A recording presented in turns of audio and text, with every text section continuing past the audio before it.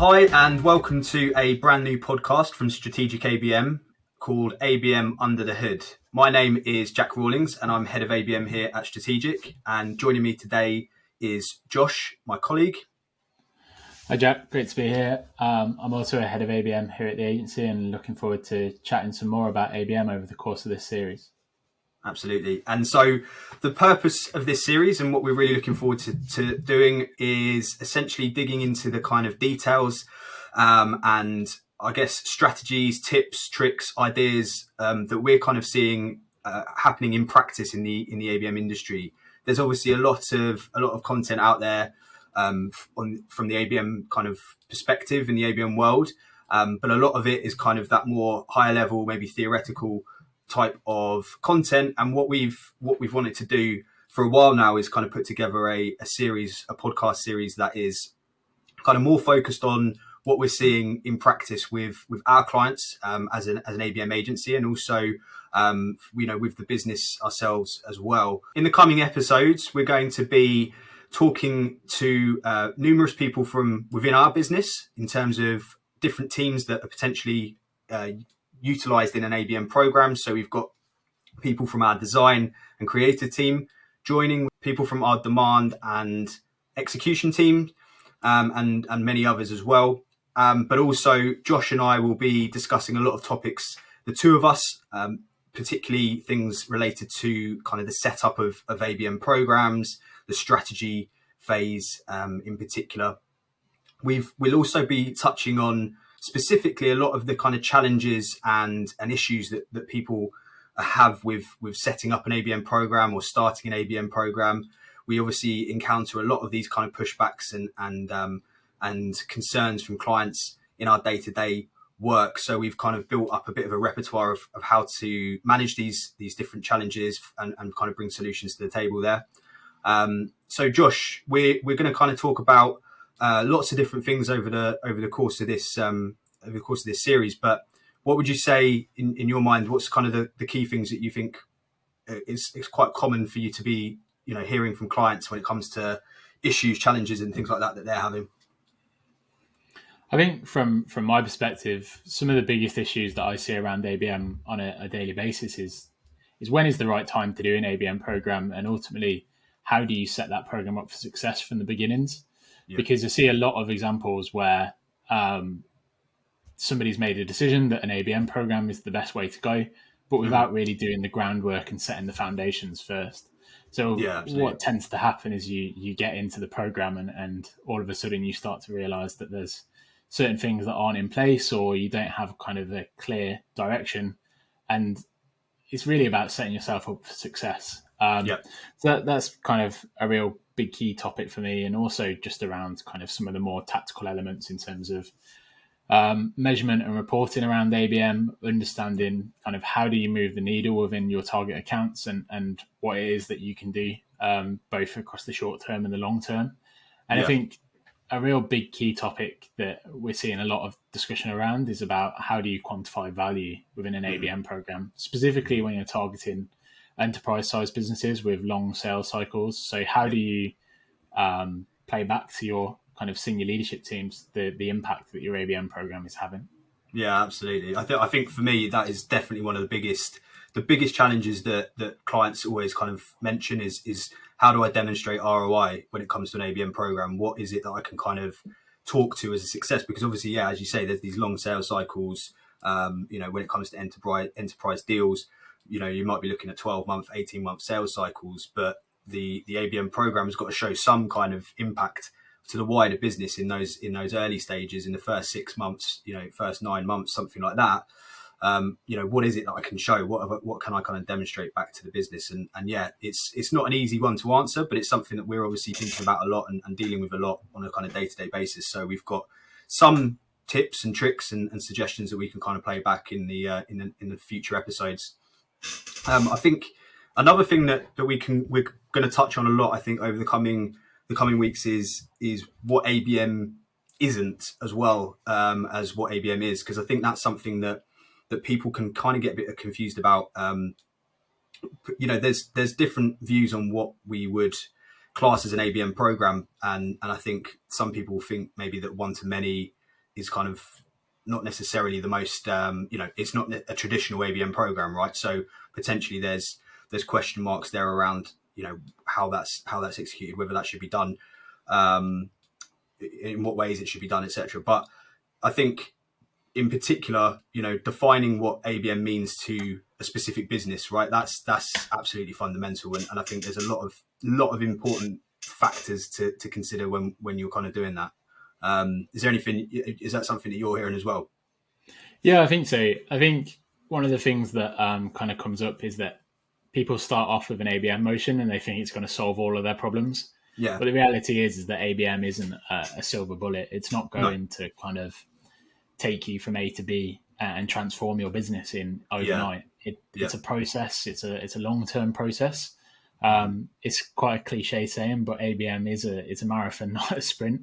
But ultimately, it's about, as you just said, how do you kind of define those leading indicators and understand what is it that I can kind of show as how we're driving an impact within target accounts and getting them engaged with the business and telling a story. It's as much about kind of storytelling and actually developing, and we'll come on to specifics, I guess, around value propositions and core messages later in the series. But for me, it's about kind of telling that story to the target accounts, but also telling the story of ABM internally to your internal stakeholders.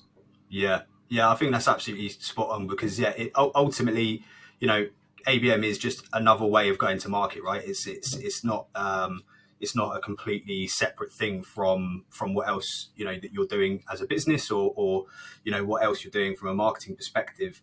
It's just another approach. It's another way of looking at things, essentially, with some kind of foundational principles around targeting and personalization brought in. But ultimately, it's certainly it's a bit like what kind of Sangram Vajra says is ABM is B2B, B2B is ABM. It's the sort of there's a lot of crossover. They're one and the same in many ways, but it's not about it's not about trying to kind of put ABM on a pedestal as something that's going to solve all your problems, and because you're doing something different. It's just part of what it's an evolution or a kind of revision of what you're currently doing, right? So I think to add to that point, I think I would describe it as being a lens, and it's something that we talk a lot about internally. It's like you're already going to market into these accounts in a broad way if you have a marketing team set up that's developing content, that's pushing out paid ads, maybe pushing out kind of events. You're already talking to these accounts. What ABM is there to do is to basically apply a lens over the top of that then kind of adds an additional layer of personalization and an additional layer of value to the accounts, because you're not then speaking to them kind of in a broad marketing sense. You're talking to them in a very specific way, and it allows you to kind of go to those kind of use those insights that you gather around the accounts and develop some really personalized and creative experiences that really cuts through. That's how I would kind of see ABM, how it fits into the bigger picture. I like that. I think that's a really good it's a really good analogy, because it's suggesting it's not suggesting that it's it's something totally apart from what's existing. It's just looking at things in a different way, right? So I think that's a really good point. So what would you say in terms of those first couple of months, that when we start working with a client, like what is it that you kind of identify as something that people should be considering? We're going to go into a lot more depth on specific kind of stages of rolling out an ABM program in the next episodes, but I just wondered, like, if there's anything that you kind of see coming up quite frequently when you're speaking to clients that is, it might be an issue, but also potentially it's just a consideration or something to be aware of that they need to kind of think about. Yeah, I think for me it comes back to what we were just discussing in terms of understanding where does ABM fit in. So what is the present day scenario? What is already happening? How are you marketing to these accounts? And how are they engaging with that? So taking kind of the temperature of your target accounts and understanding, even if it's a broad segment, how are they interacting with your accounts? Because all of that will give you insights to then take into your ABM program. But yeah, it's about understanding where you are today and understanding really whether ABM is the right thing for you. Because it's really important that when you start an ABM program, you have the foundation set up. And that means kind of taking into consideration, do you know who it is that you want to go after for your ABM campaign?